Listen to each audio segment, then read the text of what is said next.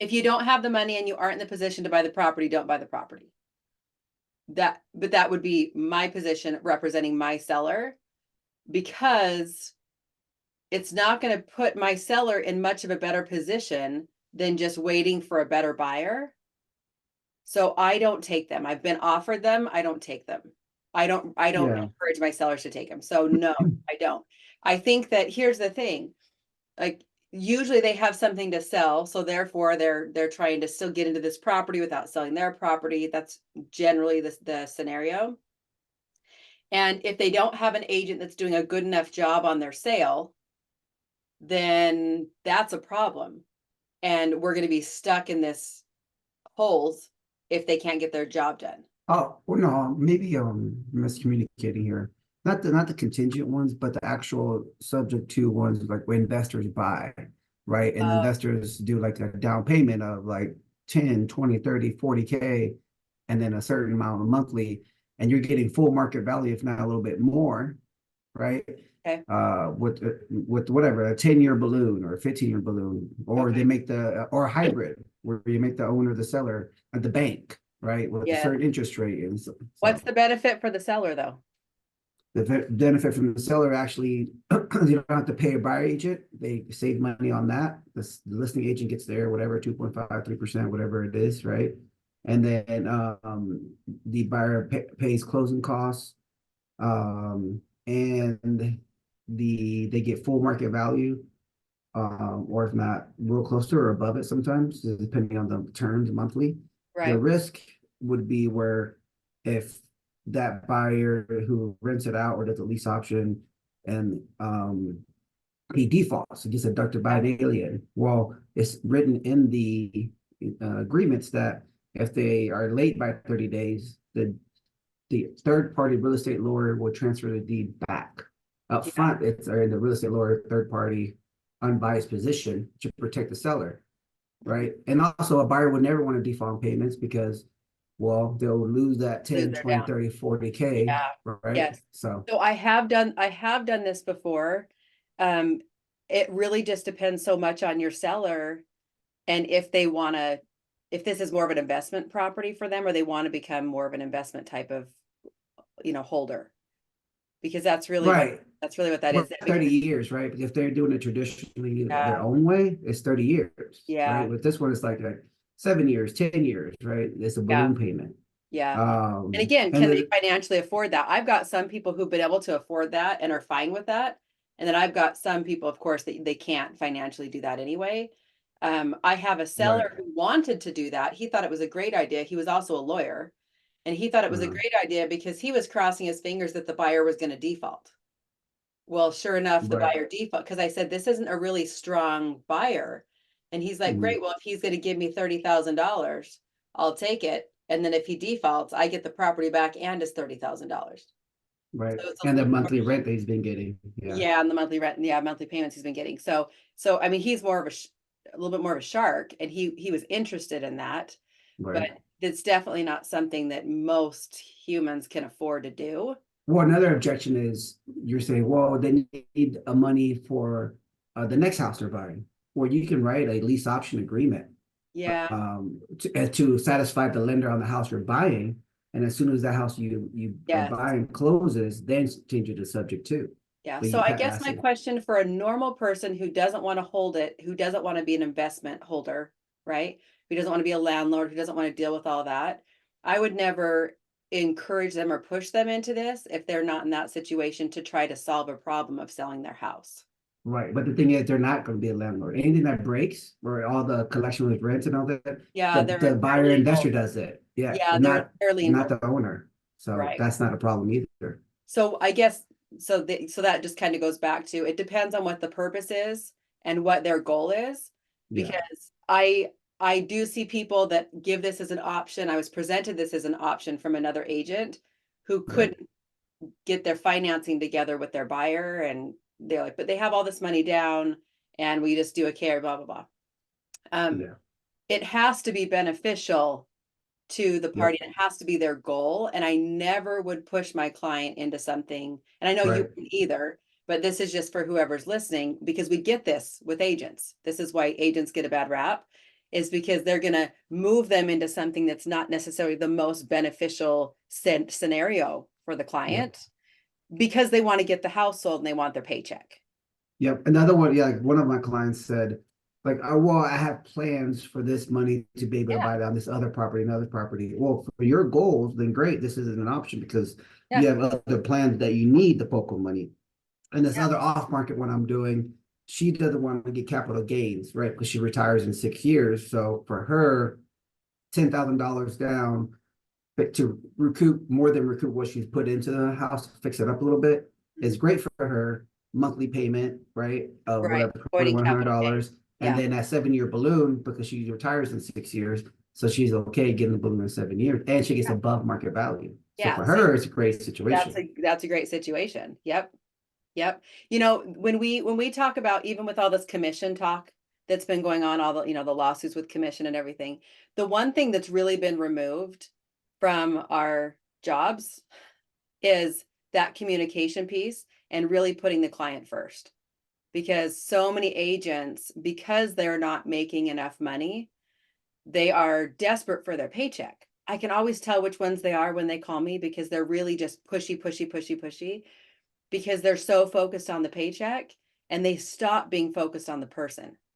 And really, with all this commission talk, it's like if you were to have a great conversation with your client and you show your value and you explain to them why you're charging what you're charging, whatever that may be. I'm not talking numbers, just saying that when you explain that to your client and you're very transparent and you're not just trying to sneak more money in, or you're not trying to like talk them into something, that transparency is what became missing.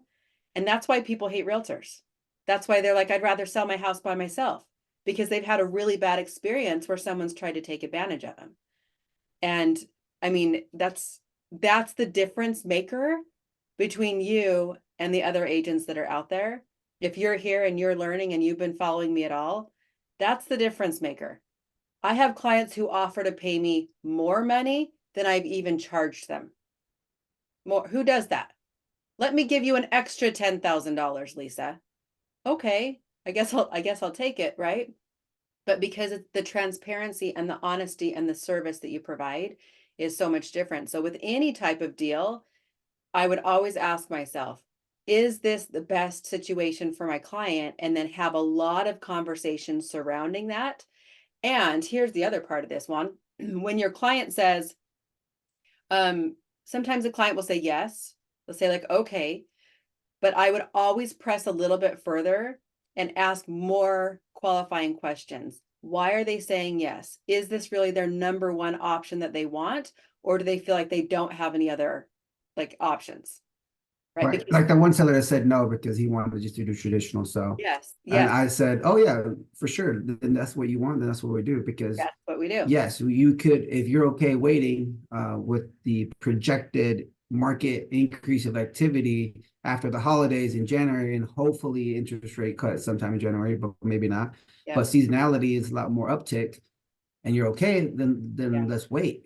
Yeah, I'd rather do that. Okay, great. Let's do that. Yeah, You know, if it's not a fire sale, right? And if right. it is a fire sale, you could always lower the price and sell it faster that way and get all of the money. So just looking at all the options is so important for every single deal and every single one of your clients. And then not us as agents, not deciding for our client what's the best scenario. It's really laying out all their options. Yep. I've had Pros and clients, cons of each option. Yep. yeah, pros and cons of each offer, each option, each scenario, like what's going on for them. You really need to explore that. And I've literally even had clients call me and they're like, I want to move. And I've said, okay, tell me why you want to move. Because I'm thinking, why are we moving? What are we trying to solve with moving? And Yep. sometimes what they're trying to solve with moving isn't actually going to be solved with moving. And I talk them out of moving. Right? Is this the best thing for you? Maybe it's not. Right? So you can help them. But the thing is, here's the killer.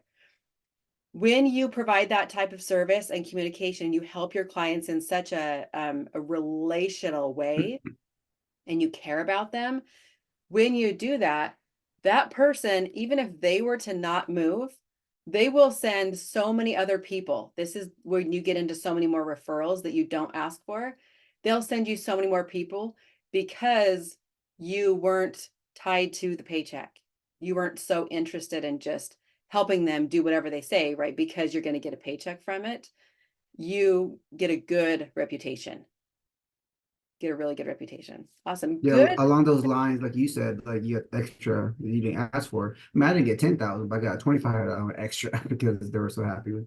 Dude, still, like it doesn't Yeah. matter. The fact that they feel like that about you, that's the kind of client that you make sure you keep in touch with. I mean, you keep in touch with all of them, but that's the kind of client you definitely want to keep in touch with because they're going to send you the referrals, even if they aren't going to move for another 5 years. Who knows? You'll get business from them. I 1000% testify to that one, man. Give me an amen on a Thursday, a really long Thursday. Awesome. Good point, Juan. We've never discussed that before. I love that. Thank you. All right, who else has a question? Anybody else want to ask the coach a question today before I teach you a little something? Yeah, I have a question. And Okay. I'm sorry, my camera is off, but I'm driving. Oh yeah, that's So right. how do you, when you have a client who is kind of throwing a fit because she doesn't want to pay it's a seller, she's a seller. So she doesn't want to pay the buyers or offer to pay the buyers agents fees. So how do you present that to them? If everybody who is selling in properties that are similar to hers in that area are offering that 3%, I feel that not offering that is going to put her in disadvantage. But what Okay. wording do you guys use to present that to her? Yeah. Okay. So here's where we have to be very careful because this is exactly where people got into lawsuit trouble. Okay. So I will explain to you how I present this to my clients because when it comes down to it, we are giving them the data, the information, but they are making the decision. Okay. So what I do is when I have my contract and I'm in Idaho, ours are very, very transparent, where it literally says, I'm going to charge you this much money and I will offer this much money, right? A portion of that to the buyer's agent in my listing contract. So it comes from I'm charging you and then I'm offering this much to the buyer agent. All right. So then we only have one number that we really need to agree upon. And then I then decide what it is that I'm offering to the buyer's agent that's going to get the job done. Now, we can't say that if you offer, and I'm just hypothetical numbers, right? Just to give you numbers, but let's say we were to offer a buyer's agent 2% commission instead of a 3% commission. That's more of like an industry standard is what people like to say, even though we don't have a standard. That's illegal, right? It's price fixing. So say we're going to offer 2% and your concern might be, well, we're not going to get the traffic that we need, or we're not going to get buyers to come. Okay, here's my opinion. Everybody shops Zillow, right? Every buyer shops Zillow. Okay, so the buyers are going to see the properties no matter what. We had big problems before where agents were filtering out properties based on commission offered and only showing properties to clients that had a higher commission. Again, not ethical. Causes problems, not ethical. So if the clients are out there searching online, they're going to see the property and they're going to request that agent show them, right? Or they're going to call the listing agent if they really want it. So it's not like it's hidden and it's not like it's not out there for people to be able to see, regardless of what you offer as a seller for a buyer's commission. So it's an open market. Okay. Now, I've only had one scenario in my 9-year, 800 house career where I tested out the theory of if I really padded my buyer's commission, like really, I actually decreased mine and I padded the buyers because I had a builder who wanted something sold yesterday. And I thought, I'm going to test this out and I'm going to see if I get an agent to come in any faster. I did have somebody come in. I don't know that it was really attributed to the commission. I really don't know because it was actually the best floor plan that we had. So does it make all that much of a difference? Like there is a percentage, a small percentage of agents out there who are going to shop based on commissions or show based on commissions, but you have your buyers who don't give a lick and they just want to see a house that's going to fit them. And that's really the direction that I lean, is that way. So then I really lean on my presentation. To one of the reasons why they're hiring me is because of the way I present my properties. It has nothing to do with my brokerage name. It doesn't have anything to do with my past sales history. It has everything to do with, we want to bring in as many buyers as possible. If this is what we want to offer for commission, that's great. I am your person because I'm going to kick pants off of the presentation of your property and the communication and how I, when I answer my phone and how I talk to people and how I get people through the house. Like that's my forte. And then I just focus on that. I think that when you then list the property, if you start to find that there's a problem, that comes back with what I call the market data. So that's when we start to get agents through the house, we start to get buyers through the house, and then we get the feedback. And if the feedback I get from everybody is, oh, I would love to buy this house, but I can't afford to pay the gap or the difference between what I'm contracted with my agent to pay them and what you're offering the agent, then I will go to the seller and say, do we want to close that gap or not? Do we want this buyer, or do we want to try to see if that buyer or that agent will close the gap? And then we just negotiate. Right. But then we have the market data to prove it. Right now, Julia, where are you at in the process with this listing? So we're signing the contract today. Because it's a manufactured home, so it's not ready. I'm putting some pressure to be able to put it on the market January 1st. Okay. Uh-huh. Okay. So yeah, so put it up for what they want to do. And then get the market data and just let them know. Once we go on the market, we'll have some really great data to know, is this working? Is it not working? Is it a problem? Is it not a problem? But if she wants to save a little bit of money, that's her choice. Yes, and she's just complaining about every expense. Like she would like to get the whole because it's a long story. Like she got a home equity loan and used it to purchase this property for her son and daughter-in-law, and now they are not together and they stopped giving her the money to do her payments. It's like one of those long stories. So she doesn't want to spend a single dollar. Because she's in a lot of trouble. So she's on a budget. Yeah, she's tight, which is great. And here's the other thing. All your clients are not created equal. In respect to, you're going to have some that can afford to pay more. You have some that can't because they're on a tight budget, right? I've had widows or certain people, at least once a year, I sell a house for free, right? There's some sort of situation that comes up where it just is the right thing to do, and I don't charge anything. So there's not a standard of commission. There is a standard of practice and the way that we perform. So treat her differently. And for her, your standard is going to be a lot more geared toward how you're taking care of her and what her needs are and fulfilling those needs, regardless of how much money you walk away with. It's probably one that you're going to walk away with less money anyway. I mean, it's a manufactured home, if it's in a park or whatever, usually those prices are lower, so you're making less commission. Right. I would say, Lisa, so on that, like I got in somebody that kind of the same situation and something happened, they couldn't list, right? But I really empathize with them, really try to help them. And they referred me to two other people, right? One of them was their boss and one of them was a friend's physician's like friend, and they're all like a lot better. But I really try to help and did manual labor to try to help with things and all this. Yeah. And that worked out, right? Because she saw really genuinely trying to help her. Right. And another thing before I forget. So what's your opinion on this, Lisa? She said that she would list on January 1st, which is a Monday, and that's still New Year's Day. Would you say Wednesday the 3rd would be the earliest you should do? Nope. Do it Monday. It doesn't matter. I've tested out all the days over all my listings. And I mean, and half of my volume has been listings. I'm very balanced with half and half, and it doesn't matter. The only thing that matters is if you try to list it on a Friday and you want to open house it on a Saturday, I feel like that doesn't give you enough time to market the open house. So you may have low traffic for your open house.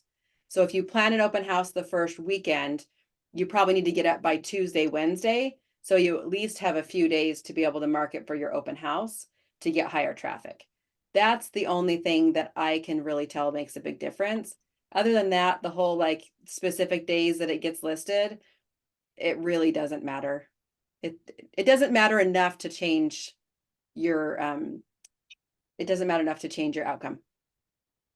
It's the same thing if you Okay. do like a price cut reduction. It doesn't matter what Doesn't day. matter Is what that- day. Now, price reductions, it doesn't matter what day, but there is an order of operations that I teach for how to do a price cut to make it the most effective you can instead of just price cutting. And what So- time of day would some people say, you know, super early in the morning, so it's the first thing, but some people say between 4 and 5:30 when they get off and it's in their email. So look at what's Whether your they opinion? see it today or whether they see it tomorrow, they're going to see it and they're going to show up. Like a day is not going to make a big difference. So unless you're in some sort of fire sale hurry, it's not going to make that big of a difference. No, I'm talking about the time of day where the I know. email goes It out. doesn't matter. Okay. Because they're going to check, either they're going to check their email right that second. Most people don't, unless they're in our world, or they're going to check it tomorrow. Like, or they're going to see it on Zillow. It's just, like I said, there's not a 24-hour difference in time period. Like, no matter what time you post it, it's not gonna matter. It's not like if you post it on Instagram or Facebook and 2 o'clock in the afternoon is the best time because most people scroll at 2 o'clock or they scroll at 6 o'clock. It's not like that with email. So But I've heard, you know, open rate percentages at certain times have, you know, other coaches have said, but you're saying no, you don't agree with them. I've sent a gazillions of emails. I've done all the things. And I mean, I guess my question for you is, why would the open rate be different? Are they not going to open it? If Because some people get bombarded, right? And so you just increase your chance of the people are opening it if you maybe optimize it, right? And that's just some people's thoughts, right? And so for me, I always try to like dissect what to get my email or sellers, whatever notification to most open by most people, right?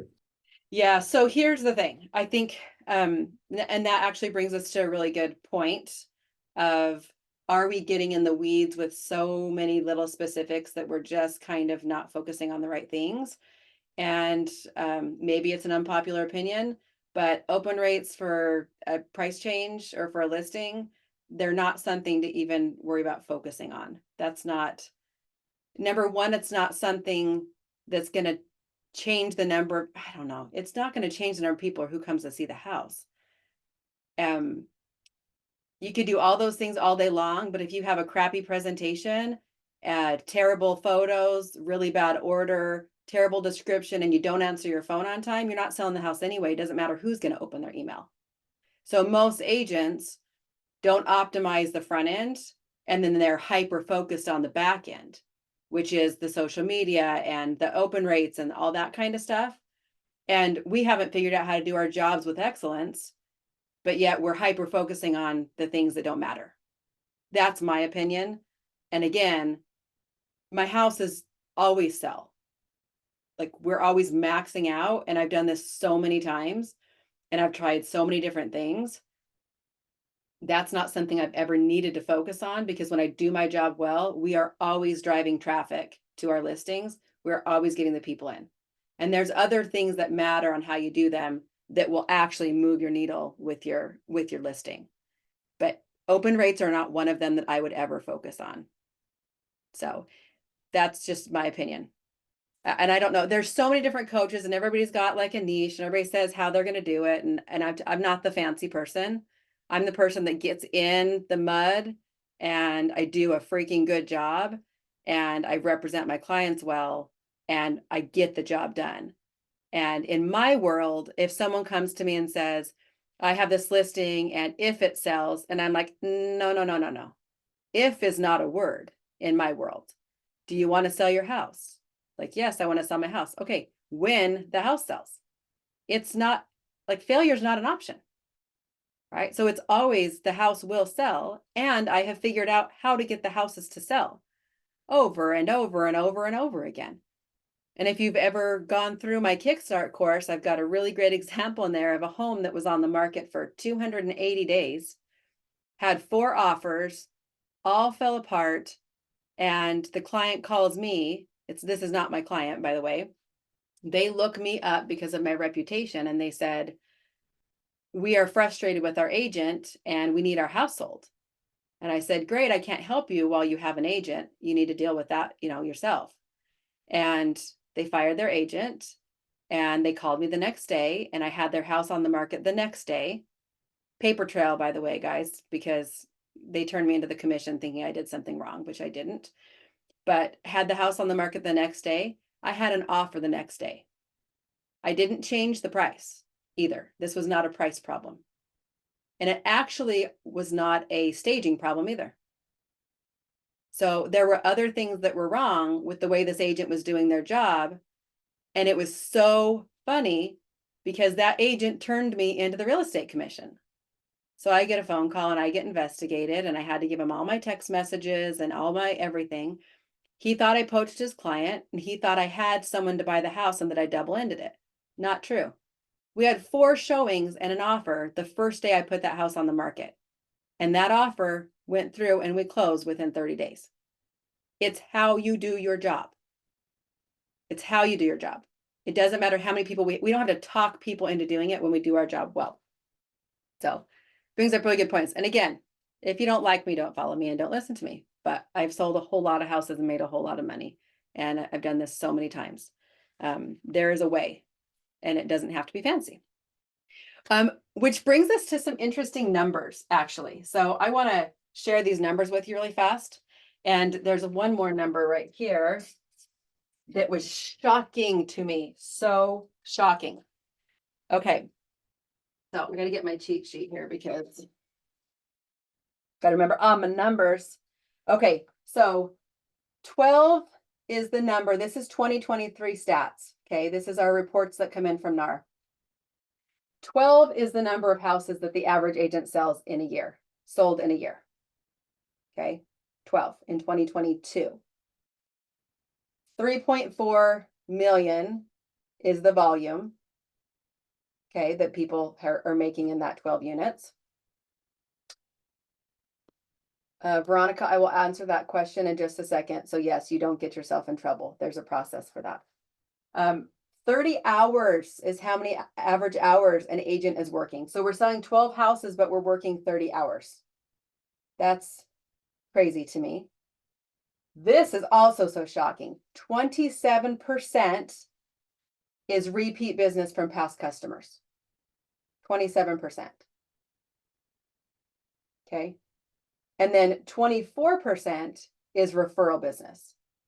So have you yet gone and added up your 2020, or what year is this? 2023 to see where your business came from?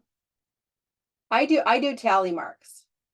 Number one, I keep everything in my planner. That's why I have a source of business line in my planner. So every client that I have that comes in, I know how they found me. It prompts me to ask them, so I know how they found me. That's how we know if marketing is working. If you're spending money on a billboard, but no one comes to you because they saw you on the billboard, stop buying the billboard. Right? Or if you're sending mailers to everybody and not one person in a year contacts you off of your mailer, either you need to change it or you need to go to a different method. But we invest ourselves. So that really gets us to this one right here. This is the biggest shocker for me. Who hears on their social media, you are always seeing, and there's trainers out there that talk social media. Who loves to hear and talk about social media? The reels that we need to do and how we need to post so often and all the things that we need to provide in social media. It drives me crazy, but because it's so unattainable for most people. Okay. It takes so much time. 10% is the amount of sales out of someone's year. This in 2022, 10% came from their social media. So that's 1.2 sales came from social media. Okay, that was a shocker for me because for how much it's talked about and all the trainers out that are they're training on social media specifically and try to give you all the things to do, that is a lot of time invested for a very small return. And I don't know about you, I don't have patience for small returns. If I'm going to spend my time, I want that to equal money. I'm not just going to do something to do it for fun. Right? There's a huge difference in what we're doing with our time. It's absolutely crazy. So does that mean that we throw like social media out the window? No, but it's for you to be aware that when you're doing right now, we're end of 2023, and you're doing a time audit and a business audit, okay? You want to look at where have I been spending my time? Where have I been investing my marketing dollars? And is it getting me a return? Where's my business come from? You have to know those metrics. And if you don't know them, how are you going to make changes and scale? You can't, right? So something I'm going to share with you, and before I'll get to you, Veronica, I will get to that there toward the end. Just give me a sec so I don't get derailed, because you know me, I love to get squirreled all the time. So I've been working on something. If you've been in my training program, so I've got some people on here that are in or have been in the training program in the academy. And there's something that I even recognized in leveling up my own training, which is there are a lot of people who need structure, right? They love the structure, but the structure that's being given in the training world is call 10 people, and it's the metrics of the numbers of like how often you're repeating something. That seems to be the structure. I attack business from a completely different angle. When I'm attacking my business, I am doing needle moving activities with a lot of value add to the person I'm talking to. Okay, a lot of experience, whether it's gained or learned experience, like learned, I say like learned knowledge. You don't have to have done something in order to be able to be good at it. You can learn how to do something, you can read about it, you can study it, you can become a market expert without having sold any houses. Does anybody believe that that's true? You don't have to go in and say, here's what's really interesting. As I have been in the business for 9 years now, and I'm about 800 houses in. This year, I started throwing out, maybe it was just my own ego. I was like, yeah, I've sold over 700 properties. And I would throw this out to like sellers, listing appointments people I didn't know, that it didn't know me. And so I would throw out my stats. They didn't care one bit. It was not impressive. They don't know what it means.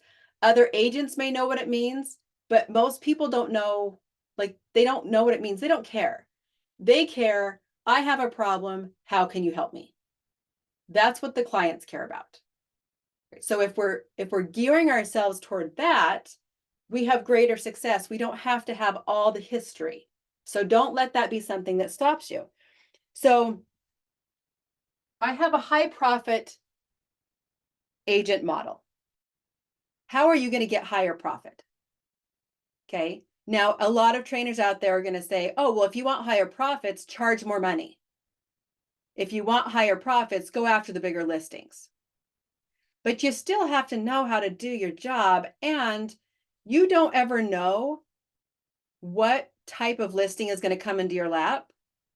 You really don't. The people that you meet, how you meet them, you don't know where it's coming from.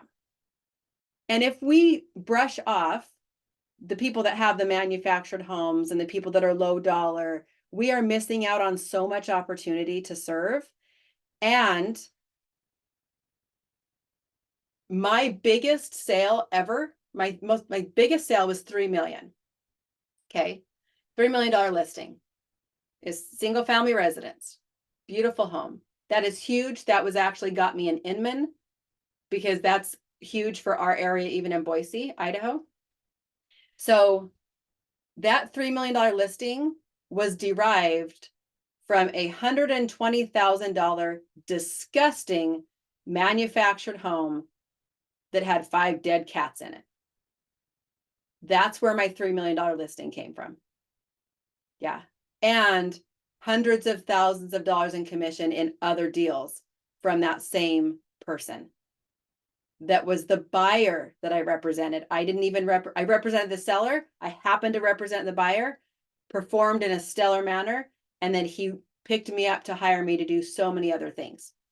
So you don't know where your business is going to come from. So therefore you treat everyone equally. You treat every property equally. You just don't know. And if you, again, don't agree with that, then you can totally unfollow me, because that is my method. And I believe that to be very true. That is the benchmark of my business. Okay, so my high profit agent model. So in the past, when I've trained, I've got my Kickstart program, I've got my Supercharge program, I got all the programs. You guys need something, I got all the programs. I have like 300 trainings. So many that it can become confusing and a little overwhelming. And we don't need to be confused and overwhelmed right now. We need to be very specific right now in how we're building our business and what we're doing with our time, and to get faster results. Okay. So starting in February, the first Wednesday in February, I will be teaching my high profit agent model. This is everything that you need to find your consistency, your strong business, how to continue to, well, let me show you the pieces of it. So one of the things about each person's business is the ability to audit what you have going on and know which areas need to be audited, how to find your deficiencies. Okay, so that's actually something we will be doing in the high profit agent training, which is, it's your launch pad. It's not just how your business is set up and your systems and your processes, which I will give you all of those things too. It's also auditing. If you're like, Lisa, I'm already in the business, that's good. We still have to audit those things, right? And you could get gold stars all across, or you could have a black star on one of them. You know, that's not a thing, but now it is. We're going to find the deficiencies and where you need to get better. Okay. That's going to be primary to your success. Okay. Then we have what everyone talks about. We have your leads. Everybody talks about leads, and leads is going to solve our problem. But leads is one pillar of our business. One pillar. How much time have you spent being concerned about leads this year? Anybody want to raise their hand to that one? Maybe throw in the chat.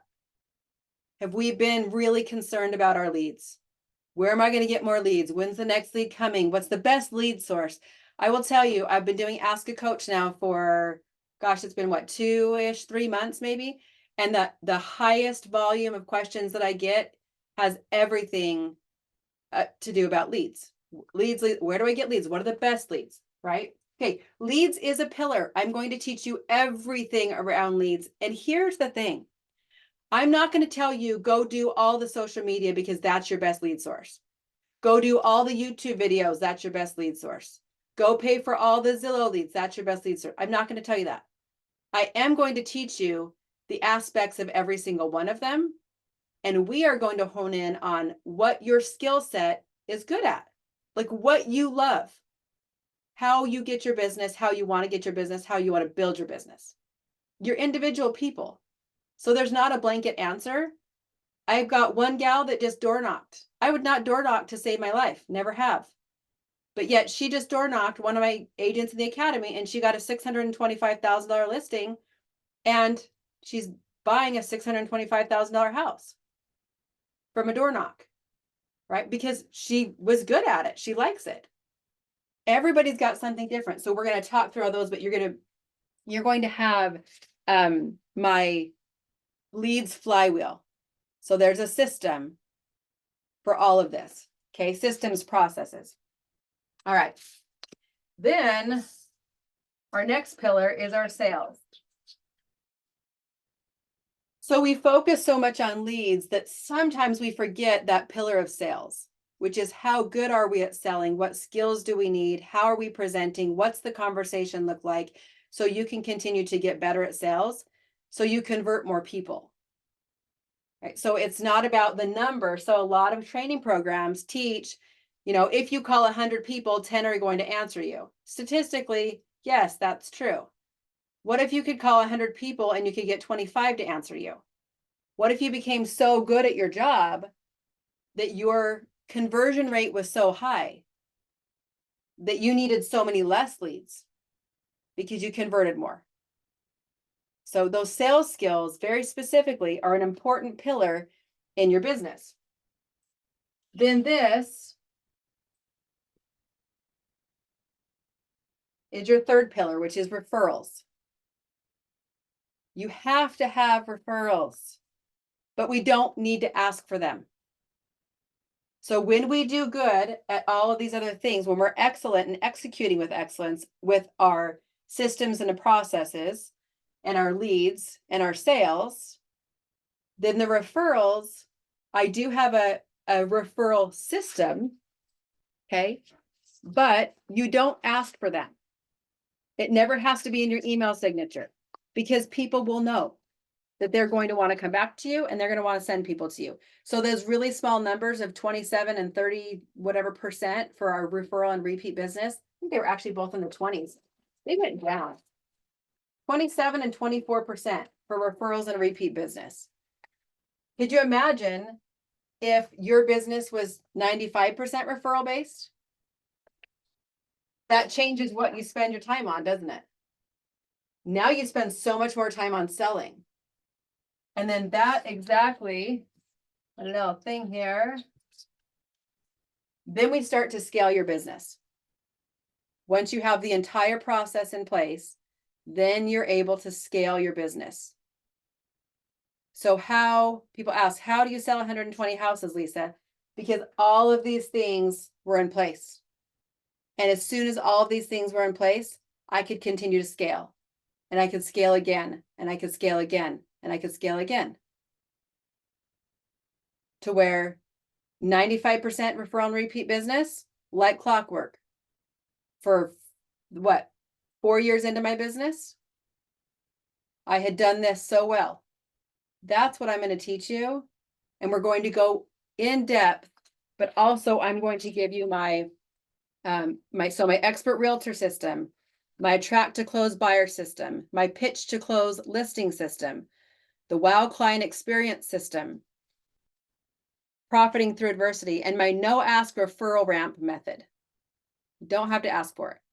They're just going to give it to you. Okay, that's how we build a business. That's how we change that number from being 12, right? This is a whole lot different than this. Okay. Your time spent is going to yield you so much greater results. So that's what we're doing in 2024. Now, come to me in 2024 and come to me with what you did the last however many years you've been in business, where your business came from, okay, what's worked, what's not worked so far.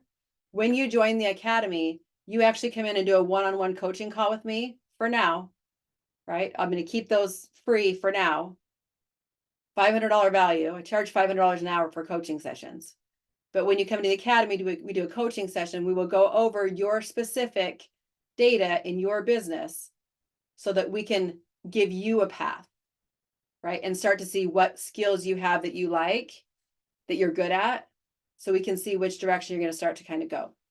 Now, as of now, when you join the academy is a lifetime access. So once you've paid your $3,000 tuition or your $279 a month for 12 months, you have coaching for life. And we coach every single Wednesday, every week. Right now, we're working on our high dollar listing marketing attraction program. It's freaking amazing. Every agent inside the academy, they're going to end up with $1 million listing this year with this program, with the way that we're doing this. They're going to get $1 million listing. It's going to be so awesome. It's something nobody's ever done. So right now you can join by January 1st though. So if you don't join by January 1st, then my lifetime access goes away and there will be a renewal fee to be able to stay in coaching. Okay, so just so you know, if you go to agentleader.com/academy, You can also just find it on my website, Agent Leader. But go to agentleader.com/academy. Get in. Let's get it done. Let's stop with this sell 12 a year thing. That's nothing. That's 30 hours a week to sell 12. We do that in a month. Done 7 in a week. Come on. We pick up the pace, right? We can do so much more with your time. So much more with your time. And this new program, you guys, I invested, and just so you know, I continue to invest in people that are smarter than me, a business strategist who has built multiple multi-million-dollar businesses. So I've invested to up-level my training. I'm just not coming up with crap all the time. My delivery. So I can deliver this in such a better way for you than I've ever done before. Ever. It's gonna be so, so amazing. So that's what we're doing. All the month of January, if you get in before January, all the month of January, we are working on this high dollar listing attraction marketing system. So that's what all of January actually is, and all the pieces that go with that. I'm walking you through. We barely launched that yesterday, and I'm walking you through every single step of it so that you can be able to get that up and running. And then once you get it up and running, you can send them out like clockwork. It's going to be awesome. Okay. Does anybody have any questions about the Academy? This is gold. This is where open rates don't matter. Right? Awesome. Okay, I had a question I want to go back and answer because we had the conversation about if someone's having issues with their agent, how do I let the client know like what they can do without getting in trouble? So I would check with your broker. In our state, this is what I tell them if they come to me and they're like, hey, yeah, I have an agent, but I'm not happy. I refer them back to their agent. And I say, you need to express that to the agent. If the agent's not listening to you, express it to the broker. If your next level past the broker is the real estate commission. So I give them the path if they're really stuck in something. Here's the thing. I'm not like, our jobs as realtors are to take care of people. And if somebody comes to me and they say, man, my agent is not showing up or answering their phone or like even sending us the offers that are coming, they're not doing their job and they should be turned into the real estate commission. They're failing their representation for their client.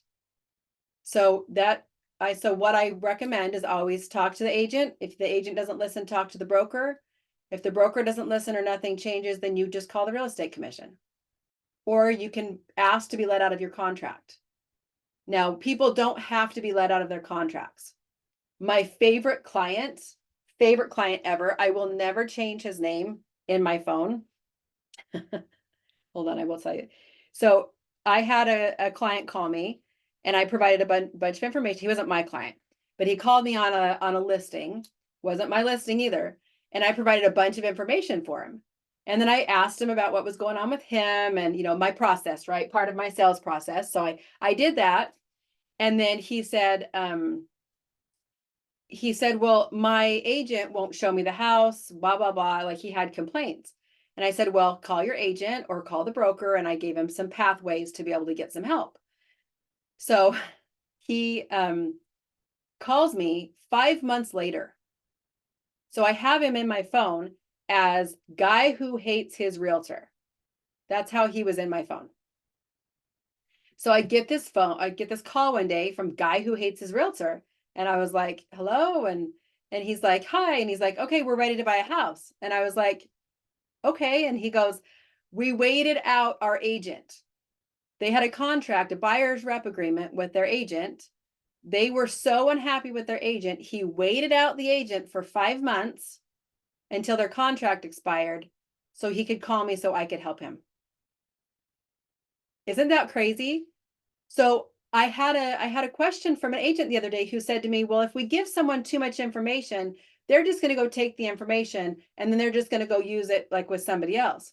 Sometimes maybe, but you have to be willing to give and to serve, and it will come back to you.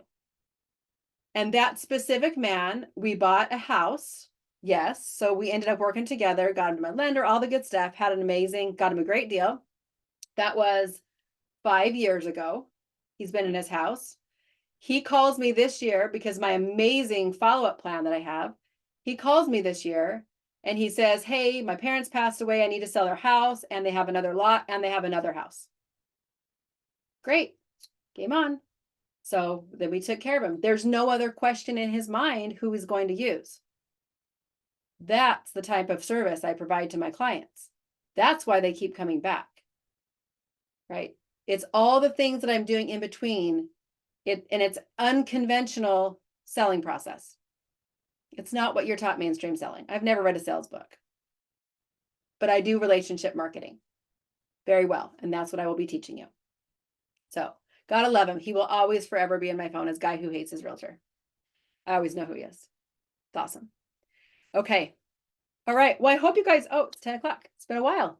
Thank you for being here today. I really appreciate it. If you haven't joined my texting, you can join my texting. You can get that just right on my Agent Leader website. It'll get a little pop-up that says you can text me. That legit comes to my phone, guys. So if you have questions about the Academy, if you're like, I want to join, but I have a question, get on the texting, shoot me a message. I will reply to you. Okay. And let's change the trajectory of your business. Let's quit with the 12 a year. Let's quit like scrapping for every single thing that we have going on. Let's make it fun and lucrative. That's what 2024 is going to be, is fun and lucrative. All right. Have an amazing week. Have an amazing holiday. It's almost Christmas. Oh my gosh, I got to go buy stocking stuff. So have an amazing Christmas. And I will see you guys not next week, but the week after, hopefully inside the Academy, so I can get you going on this new sales system. All right. Have a good day, guys. See ya.